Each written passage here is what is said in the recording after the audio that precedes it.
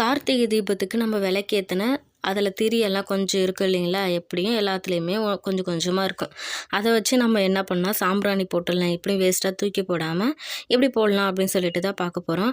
வீட்டுக்கு தேங்காய் உடைச்சது அந்த மூடி இருக்கும் இல்லையா? அதை எடுத்துக்கலாம். இப்போ நம்ம எரிய வச்சுருந்து அந்த திரி மீதி இருக்கும் இல்லையா? அது எல்லாமே எடுத்துட்டு அதில் அந்த கொட்டாங்குச்சி நல்லா உடைச்சிட்டு அதில் வச்சிடலாம்.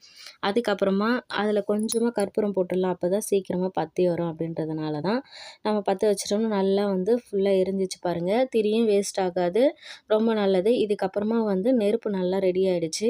இது வீட்டிலே செஞ்ச அந்த சாம்பிராணி, அது கொஞ்சம் தூள் இருந்தது. சரி அதை வேஸ்ட் பண்ண வேணாம், நம்ம வீட்டுக்கே வந்து போட்டுக்கலாம் அப்படின்னு தான் போட்டுருந்தேன். நல்லா வந்து புகை வருது பார்த்தீங்களா? சாம்பிராணி போட்ட உடனே வீட்டிலே ஹோம்மேட் சாம்பிராணி தூள், அதுக்கப்புறம் நம்ம வந்து வேஸ்ட்டாக எடுத்து போட வச்சிருந்த திரி எல்லாமே போட்டு ரெடி பண்ணிட்டோம். இந்த மாதிரி நீங்களும் ட்ரை பண்ணி பாருங்கள். வீடியோ பிடிச்சிருந்தா லைக் அண்ட் சப்ஸ்கிரைப் பண்ணுங்கள் ஃப்ரெண்ட்ஸ். பாய்.